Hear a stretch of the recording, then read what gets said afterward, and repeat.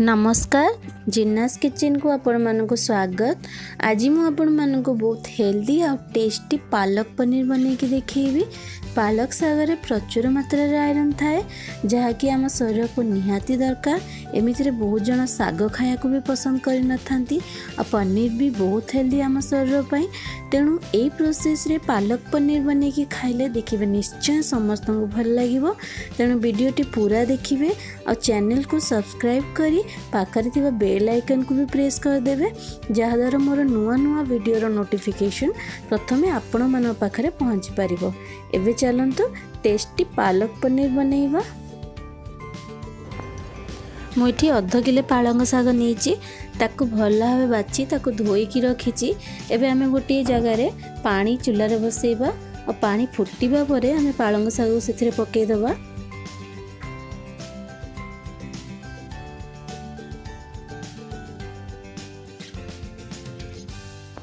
पालंग साग को आमे अधा सिझेबा माने 50% आमे ताकू सिझेबा जहाद्वारा तार ग्रीन कलरटा पूरा रहिबो और सिझी गला परे आमे ताकू जल्दी रे पूरा छाणी दबा। और मु एठी गोटे जगार बरफ पानी नेची पूरा चिल्ड वाटर भी जदि घरे थिबो ताकू भी नेबे ता धरे आमे छाणी की ताकू पकई दबा जहाद्वारा साग पूरा जल्दी ठंडा हो जिवो और तो कलर रे किछि भी चेंजेस आसीबोनी। पालंग साग ठंडा हो गला परे आमे ताको छाणी की मिक्सी जार रे पुरेकी पूरा प्लेन करके ग्राइंडिंग कर दबा। देखंतु पूरा प्लेन करके ग्राइंडिंग कर देइची। वर्तमान आमे गोटे पैन गरम करिवा आ सेथिरे आमे गोटा जीरा 2 चम्मच आ गोटे बड़ चम्मच गोटा धनिया पकेकी ताको भाजीबा। बेसी भाजीबार नाही बहुत हल्का भजा हबो। भाजी गला परे आमे ताको ग्राइंडिंग करके तार गोटे पाउडर बनै दबा। देखंतु एई भली भाबरे पाउडर बनै दबा। एबे आमे गोटे कढ़ाई गरम करके सेतिरे 2 टेबल स्पून रिफाइंड ऑयल दबा और रिफाइंड ऑयल भल भाबरे गरम हो सारा परे आमे किछि बटर सेतिरे दबा।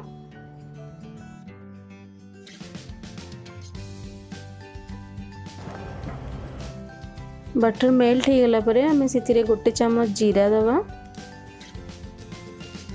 जीरा को टिके समय भाजीबा। हाफ मिनिट भाजला परे आमे सेतिरे 2टा तेजपत्र पकेबा।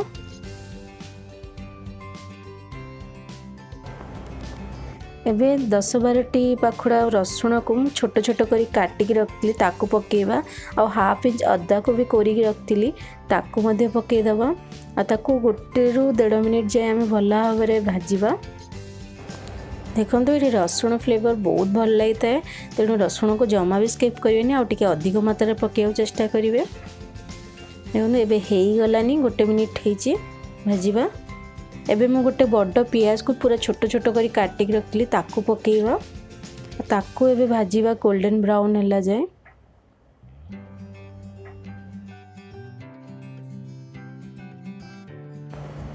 देखंतु पियाज हेई गलानी एठी मु 2टा कंचा लंका काटिक रखिथिली ताकू पकेइबा ताकू भाजीबा आमे। तापर मुझे अधा चम्मच लंका गुंड पकईची आपण आपणक स्वाद हिसाब रे लंका गुंड पकेबे। आउ टिके समय फ्राए हला परे गोटा धनिया और गोटा जीरार जो गुंड करी रखलु ता धरो आमे 2-3 चम्मच पके दबा। पकी सारा परे ताको टिके समय फ्राए करिबा जेमति से तेल रे भला भाबे टिके फ्राए हो जिवो। एबे आमे एथिरे गोटे चम्मच गरम मसला गुंड पकेइबा आ गोटे बड़ टमाटर को काटिकी छोट छोट कर रखली ताकू मध्य पकेइबा आ ताकू भल भाबरे फ्राए करिबा। 2-3 मिनिट फ्राए करिया जेमति टमाटर भल भाबरे सिझी जिवो। तापर हम स्वाद अनुसार लूण पकेइबा आ ताकू भल भाबरे मिक्स करके जेमति टमाटर सॉफ्ट ला जाए ताकू सिझेइबा। देखो टमाटर पूरा सिझी गलानी